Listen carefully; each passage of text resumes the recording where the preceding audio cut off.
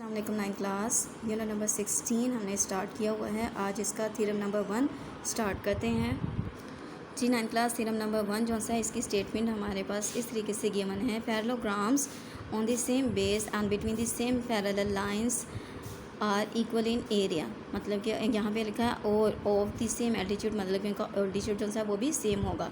Actual में हमारे पास क्या स्टेटमेंट है, अगेन देखें, parallelograms on the same base, कि हमारे पास यहाँ पे पैरेललोग्राम्स हैं। ये देखें कि अगर हम लोग इस तरीके से नोट करें तो हमारे पास ये एक पैरेललोग्राम बन रही है, ठीक है।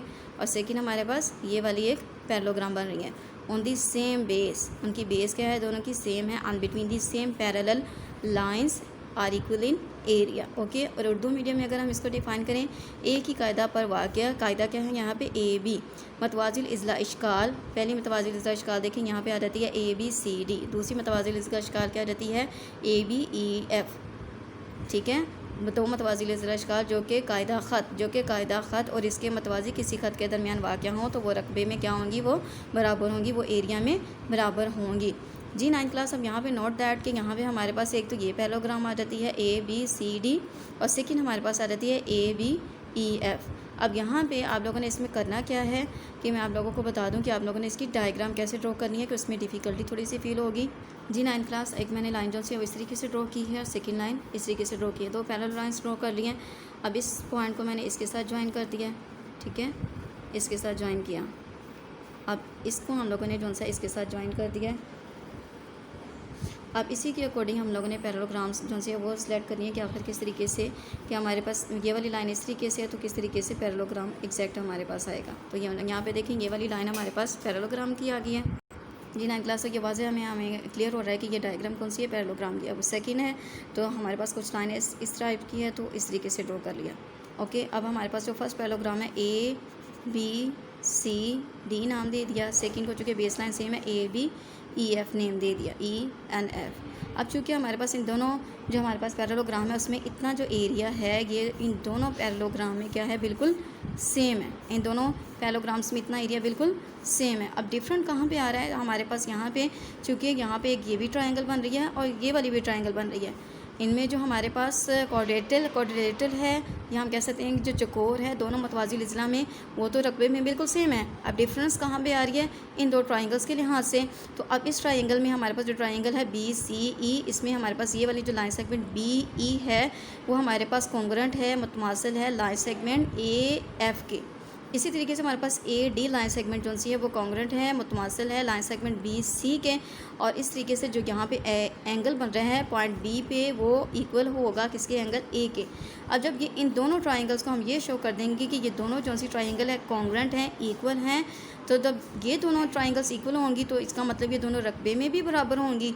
तो रकबे में बराबर होंगी तो इससे ये क्लियर हो जाएगा कि ये जो मतवाजिल इज़्ला शक्ल है ए बी सी डी और ए बी ई एफ दोनों क्या होंगी, रकबे में बराबर होंगी। तो इसको करते हैं स्टार्ट जी। 9 क्लास तो गिवन क्या है, मालूम क्या है जी, parallelograms A B C D and A B E F having the same base क्या है A B and between the same parallel lines A B and D E, ठीक है। आप लोग एफ सी भी कह सकते हैं। अब हम लोगों ने यहाँ पे मतलूब क्या है, साबित क्या करना है कि एरिया जो सा है रकबा ए बी सी डी का बराबर आ जाता है area of a parallelogram A B E F के, ओके। उसके लिए कंस्ट्रक्शन में क्या करेंगे कि we take 2 point D E on the line segment F C, then join B to E and A to D, so we obtain a quadrilateral. और हम ये भी कह सकते हैं कि हमें एक चौकोर हासिल हुई ए बी ई डी। चूँकि यहाँ पे कंस्ट्रक्शन का नहीं है तो अमल का यहाँ पे कोई भी हेडिंग नहीं, अगर आप लोग चाहें तो इसमें शामिल कर सकते हैं जी। नेक्स्ट हम आ जाते हैं स्टेटमेंट और रीज़न प्रूफ की तरफ। तो स्टेटमेंट एंड रीज़न आ जाती है हमारे पास। सो आएगा हमारे पास area of a parallelogram A B C D. तो एरिया ऑफ ए पैरेललोग्राम आप लोग डायग्राम से देख के ईजीली कर सकते हैं, इसमें ईजीली याद हो जाएगा, कोई भी रट्टा लगाने की ज़रूरत नहीं है। A B C D, area of a parallelogram A B C D is equal आ जाता है, बराबर आ जाता है quadrilateral A B E D plus area of a triangle B C E के। तो यहाँ पे देखें, ठीक है, area of a quadrilateral A B E D, area of a triangle A B C B E, ठीक है। एडिशन एग्जाम्स इसी तरीके से area of a parallelogram A B E F, A B E F जो से है वो equal आ जाता है area of a quadrilateral A B E D plus area of a triangle D A F, okay. अब हम लोग इसमें जी बताएंगे ट्राइंगल्स के लिहाज से इन triangle C B E and C B E and D A F, so measurement of C B is equal to measurement of D A, opposite side of a parallelograms. Parallelograms कि यहाँ पे अभी हम लोगों ने क्या बताया है कि मेजरमेंट सी बी जोन सी है वो इक्वल आ रही है हमारे पास ए डी के, इसी तरीके से बी ई जोन सी है वो इक्वल आ रही है ए एफ के। फिर एंगल डिस्कस करेंगे, measure angle C B F is equal to measure angle D A F. अब चूँकि थ्री साइड जोन सी हैं वो इक्वल हो गई हैं, कॉन्ग्रुएंट हो गई हैं, so we can say that this two triangles are also congruent. Therefore triangle ACB is congruent to triangle DAF। अब चूँकि ये दोनों ट्राइंगल्स कॉन्ग्रुएंट हैं इसका मतलब कि इनका एरिया भी जो है वो क्या होगा, इक्वल होगा। So you can say that area of a triangle CBE is equal to area of a DEF। Just यही वाला हम लोगों ने प्रूव करना था, एरिया में डिफरेंस आ रहा था। सो हम लोगों ने यहाँ पे प्रूव कर दिया है, तो यहाँ पे दे दिया SAS postulate and congruency area exams. Hence area of a parallelogram ABCD is equal to area of a parallelogram ABEF। Equation number 1 2 3। तो ये इजी सा थ्योरम था 9th क्लास, इसको आप लोगों ने अच्छे तरीके से लिख के प्रैक्टिस करके फिर याद करना है। जी 9th क्लास अभी मैंने आप लोगों को इंग्लिश मीडियम में के साथ साथ मैंने उर्दू मीडियम में भी आप लोगों को इसकी जो सी स्टेटमेंट क्लियर करवा दी थी कि हमारे पास क्या है, ठीक है, कि एक ही कायदे के मुश्तरक कायदे पे वाक़ हैं और दो मतवाज़ी खतूत के दरमियान वाक़ हैं, इनका हम लोगों ने रकबा क्या है वो बराबर साबित करना है। उसके लिए क्या लिखा, मतवाज़िल इज़ला ABCD का रकबा बराबर आता है हमारे पास चकोर ABDEC का रकबा।